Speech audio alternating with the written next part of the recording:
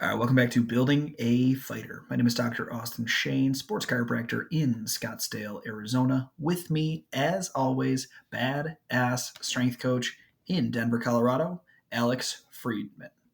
Sorry, I was going to say freezing and Friedman at the same time because it's cold as fuck where you live. It is. That it is. I may or may not have left my house today because of how cold it Gross. is.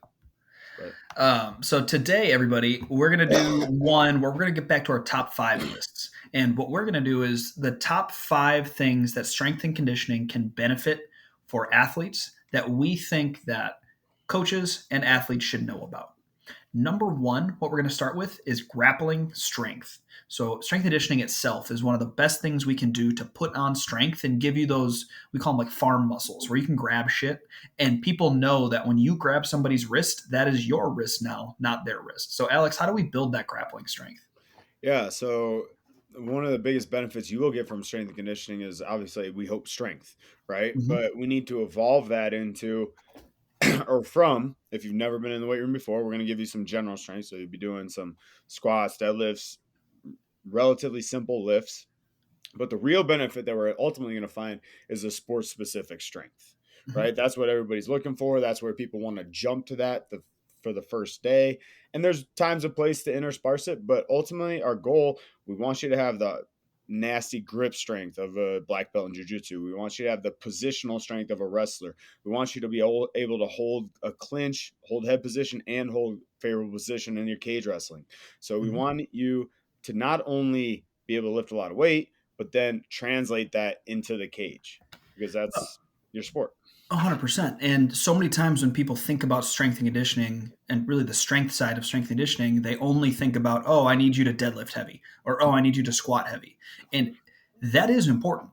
I don't want to say that's not important because general strength is one of those things that elevates everything. But once we get closer to our fight or once we get to become more of a more experienced weightlifter, and once we get past those beginning phases, then we can start doing shit that kind of looks a little bit more like your sport and increases what we call positional strength or functional capacity strength.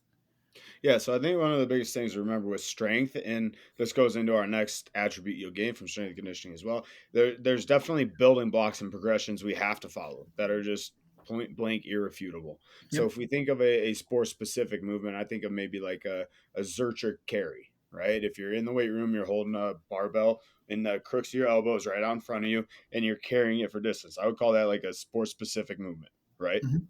That's some positional strength that you will use in grappling.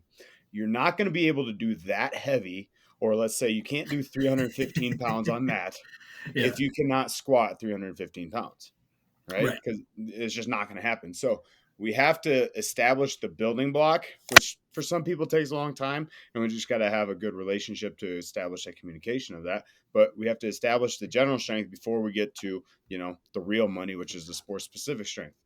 Same thing if we're developing power, right? Yep. A lot of times you cannot reach your full power potential if you haven't built up your strength. It's just logic. If we need to produce X amount of force quickly for power, we have to be able to produce X amount of force. Yep. That's Well, the it's just requisite. strength and speed. Power is Right. literally just strength and speed. How Yep. fast can you move in a strong way? Right. That Mhm. is power. And to equate something that you were talking about, like you can't rush the process. That's like asking somebody to do a full power clean without showing them how to front squat first. If Right. they don't know how to front squat, I'm never going to have them do a full power clean. That just doesn't make sense. Exactly. I can't rush somebody into power movements if I don't know that they're already strong first, right? Right. Because then I'm probably if they're not strong and I'm having them do power movements, then I'm leaving shit on the table. And I really hate leaving untapped gains on the table. I am at my base a bro, and bros don't leave untapped gains on the table. Bros shall not let other bros miss out on gains on said Exactly. table. It's the bro Bible or Bible. So that was our second attribute that you're going to gain from strength and conditioning is better knockout power. Like Yep. power is a very quantifiable term. It's something that we can measure and we can translate into the cage. The stronger you get, the more functionally efficient you are, the more power you're going to have, and the more you can use that power before you get fatigued. And one main part about training power though is that we can separate both attributes, right? KO Yeah. power comes from strength and speed, like we already discussed. Well, guess what strength and conditioning is really fucking good for? Developing both strength and speed, and then also combining it.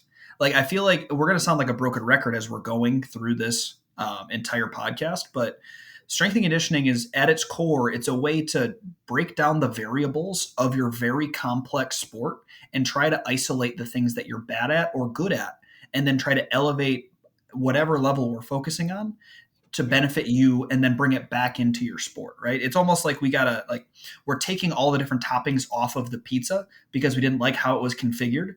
And then we're trying to put the toppings on in a more attractive and a more, what I would consider, I'm a very picky eater, a better way, if you will. Yeah. That's all strength conditioning is. And a lot of times I think the obstacle to that and the hard part of that is that it's a long process. Mm-hmm. You're not gonna practice the technical skill and then be able to hit it live by the end of practice, right? You're not Right. gonna see that quick progression. So that takes a long time and it's a longevity investment and it's hard to stick with that if the gains are that delayed.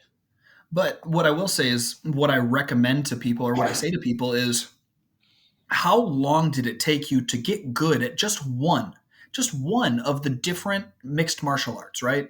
Yeah. How long does it take you to get a fucking black belt, which at this point in time that's considered good. That's not even considered great because there's so many black belts. Mhm. Like that takes on average 10 years. How the fuck do you think that you can get in shape in 8 weeks? How the fuck do you think that you True. can master True. any energy system in less than 6 months, right? You can't. Yeah. It's one of those things that so many people realize that on the skill side that we need that knowledge and that understanding to translate into the strength and conditioning side because this is not a quick fix. And anybody that's selling you one is fucking lying to you. Yeah, it was just full of shit and wanting Instagram videos. But no, I think what you said it's a really interesting phenomenon to watch. Like one of our next benefits is lactic capacity or the ability to flow wrestle and continue your high effort, high durational output. Mhm. Right. So I like to think about wrestlers. When you put a wrestler in the weight room, maybe they're not very good at lifting weights. They're definitely not good at sprinting. But if you put them on an air bike or a Versa climber or something that tests your lactic capacity, they're going to be just by nature really good at that, Yep. right? And so that's interesting to see the sport almost like re-engineer the strength and conditioning or look at from the sports side of things to see you're good at what you constantly do. For a wrestler, that's bathing in lactate. You're going to be good at your lactic endurance because that's pretty much the level of intensity you have your practices at. For somebody that doesn't have that, we have to add that in for you to get it. You're not just going to get it Mhm. by wrestling twice a week. We have to make that a priority and then we can give you some of that grappler's pace, some of that strength and conditioning at the same time. So what I will say though is grappling is the best way to get it, right? I don't think either one of us are arguing that No. what we do on an air bike is going to replace a wrestling practice because Right. that's just point blank not going to happen. But what I will say is just because grappling is the best doesn't mean that there's other ways to try to do it, right? I'm not going to have somebody wrestle 5 days a week and destroy their body when they're in the middle of camp. Yeah, that's Same. yeah, sorry to cut you off, but that's the You're good. argument I get all the time. It's like if, if wrestling's the best way to get in wrestling shape, which is a common phrase, and we agree that it is, why would I ever do anything else? Right? That's the next question is like one, so that we don't get overuse and repetitive injuries like that happens fairly frequently, especially in the lumbar spine and the neck with wrestlers. Two, we give a lot more quantifiable data to our strength coaches or our coach, right? Like I can tell you how far I rode on the air bike. I can't necessarily quantify how long I was drilling or how long I was scrambling and wrestling or let wrestling live. Like you can do it in time, but we all know that each match and each training session is built differently in effort. So those I think are part of the two biggest benefits from doing conditioning work instead of just doing your sport for conditioning is you get quantifiable numbers. You can see and track better how much you're doing, and that's going to lead to less overuse and less repetitive injuries. Well, and I feel as though so many people like think about runners, for example. Yeah. One of the biggest thing working with runners that I have in the past is trying to get them to lift instead of just running because they're like, "Oh, I want to be a better runner. I'm just going to run." Well, guess what? Just because running is the best way to get better at running doesn't mean that there's other variables that aren't going to make you a better runner. The Yeah. stronger you are, the more you can push off. The more you can push off, probably the further you can travel. The further you can travel, well, guess what? The faster you're going to be. The more stable your knee joints are, the more stable your ankle joints are, the less you're going to get hurt. All of these similar concepts apply when we think about it in the opposite with conditioning for mixed martial arts. Just because wrestling is the best way to do it, or jujitsu is the best way to do it, or bag work is the best way to do conditioning because that is sport specific, doesn't mean that we can then, broken record, isolate different variables that you're bad at, have objective measures like max calories or speed or time traveled, and then focus on trying to elevate those different metrics, showing that you are getting better at what you're doing, not just coasting by. Yeah, and to your point earlier, that's where strength and conditioning coaches or even sports scientists get really surgical with that data, right? Mm-hmm. We're going to optimize via your minimum effective dose how much you work because it's not beneficial for me to just throw and hammer you with more and more and more and more stuff. I, as a strength and conditioning coach, I'm partly a stress manager. I want to see where you're at in your training cycle. I want to see, should we be in a hole? Can we push them to the hole? Or are we just trying to, insert two or three more goes of this lactic capacity because he already wrestles 4 days a week or whatever? Are we trying to really surgically and calculatedly grow this? Or are we in a different phase of the plan where I think strength and conditioning coaches can also serve as that stress manager role for a lot of Mm-hmm. MMA camps where quite honestly there isn't one. There's you're in camp, go harder is always the decision.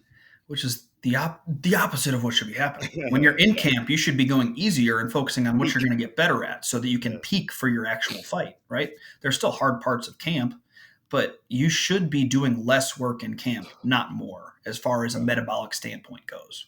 And that's a really hard thing for a coach to accept. I think that's one of the primary things I learned through my high school coach is like when it's competition day, like the work's done. Like Mhm. you need to be in the corner and you should be advising, and there's a lot of role for that. But like, I can't be telling you to see a fit in, right? Yep. Me seeing it doesn't help you because it's already gone time wise. And if you can't recognize it, we haven't done our job in the previous weeks of camp, Yep. right? So I feel like there's definitely a level of that when we go to in camp, right? When I get in camp, it's not time to start building an aerobic base. Yep. That work should have been done 3 months ago, Mhm. right? So we really should be able to layer that and look ahead. And part of looking ahead is staying in shape through a good strength and conditioning program during your off period, your off camp. Yep. Before we move on to our next point, I do want to talk about movement flows for chain wrestling. So the Sure. other thing that I believe that strength and conditioning does well to help you with your fluidity in the cage or on the mat is we can combine different, what we would consider complex movements into one flow and force you to move through the different movements without taking breaks, which is going to force you to, in my words, understand the joints better, understand your mobility to a Yeah. different degree. It's that everybody always shit on Connor for working with Ido Portal, right? And But touch butt in the park. playing Dutch touch butt in the park. But you want to know what Connor is? Extremely fluid. He knows how to relax in situations. He knows how to contract in situations. He knows when to brace, how to brace, and what to do. Now, not all of that came from Ito, right? Some of that comes from his actual skill work and Right. being a high level fighter.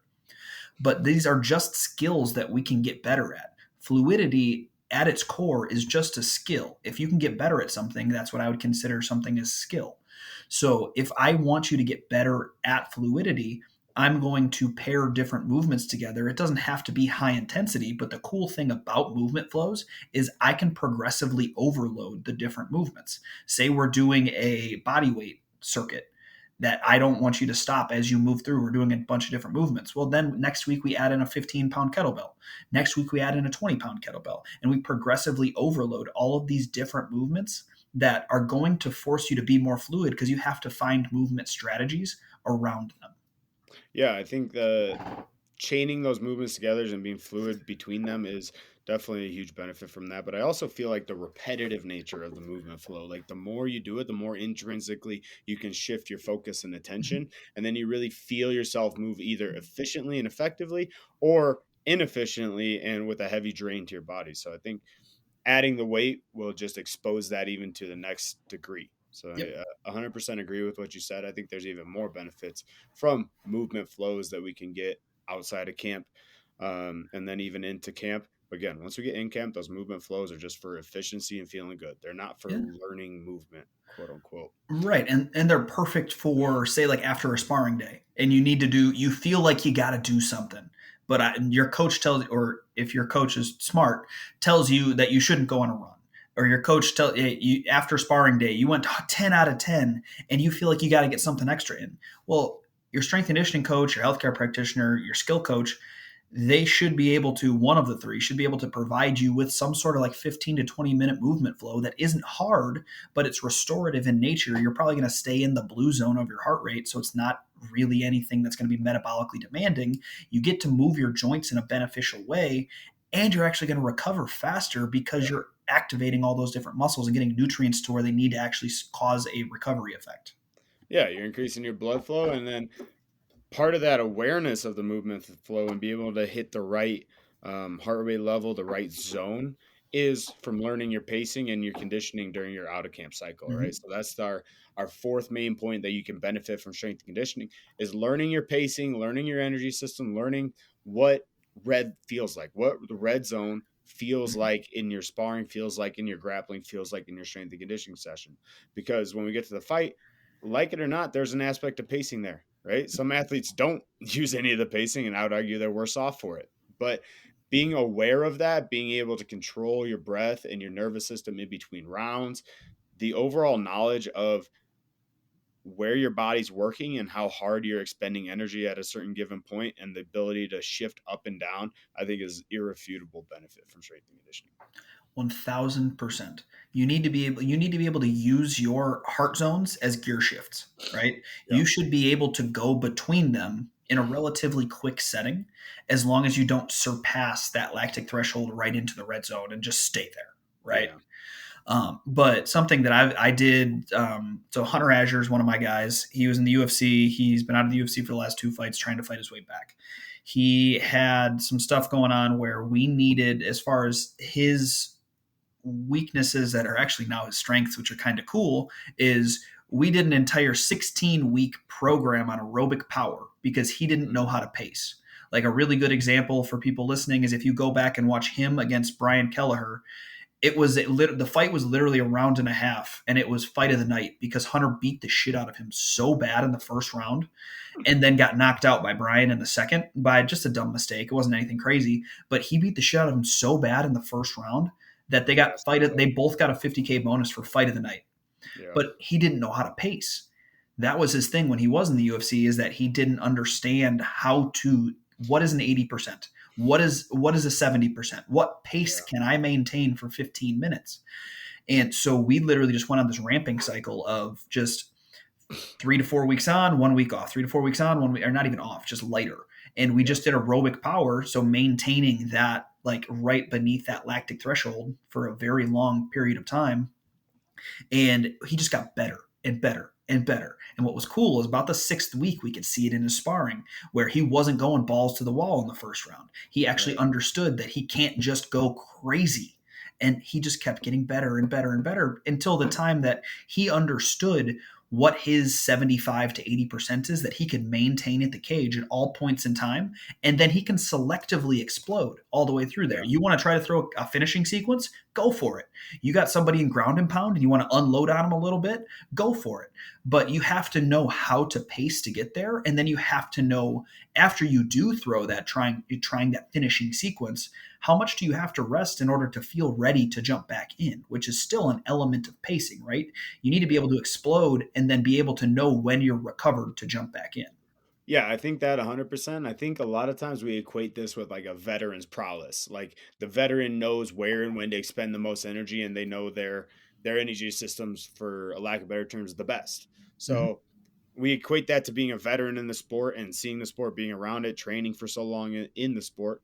You don't have to be a veteran to get the skill though. Like we just haven't ever focused on it. So if you focus on it through strength and conditioning and you're more aware of your energy expenditure, you can almost have a way better tactics going into the match, going into Mhm. the pace. Like you can instead of planning on the back end for your conditioning, you can use your conditioning as a weapon to plan for in your technical and tactical approach, which I think is how you manufacture wins in the sport. Well, 100%. What I tell our guys all the time is you need to lead the dance, right?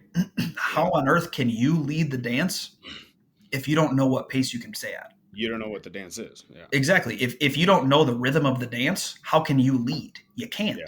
So you need to be able to know the rhythm of the dance, that which is your pace, in order to push the pace, in order to keep it at the rhythm that you want to stay at. If you don't know when you're going to get tired, then you're fucked. Then there's no way you're going to get around that unless you're a knockout puncher.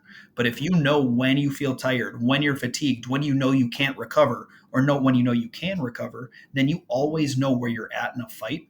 And it's almost like you have a third sense in there where you have that extra leg up on your opponent that doesn't know what the rhythm is. Okay, so an athlete that doesn't have this ability and capacity for endurance and pacing and utilizing their conditioning, where do they start, Austin? What's our fifth point for gains from strength conditioning? Uh, I was trying to think of a smart ass answer. I can't think of one. You're going to start at your aerobic base. You're going to start at endurance. We need to give you a bigger gas tank before we can make you more fuel efficient for the most part. So Yeah, I want to give you as big of a gas tank as possible and then fill it all the way up some unleaded and then force you to go from an F-150 to a Prius. yeah. Well, we won't say Prius because All right. there's minimal power there. What's a quick hybrid then? Oh God, you're A testing my Prius car Y. knowledge. You know I'm not the car guy. A Mustang hybrid. All Yeah, right. give me a Mustang. I'm all Yeah. about it.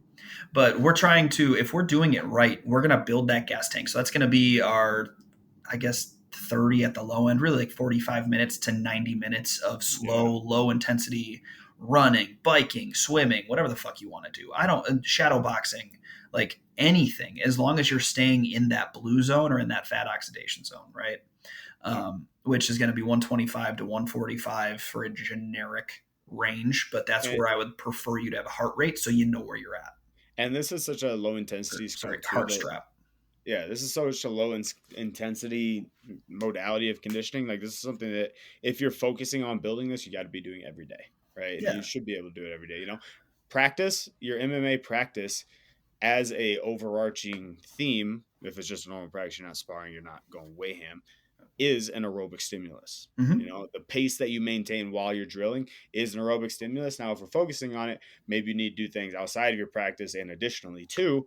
But if you're in good shape and you've built your aerobic base and you maintain a high pace at practice, which means you're actually focused, which I know is sometimes a challenge for a lot of MMA fighters, you increase your pace at practice, it counts as your aerobic stimulus. That's how you maintain your out of camp or your base level of conditioning by practicing hard, which is something I feel like coaches have to pull teeth for a lot of the times.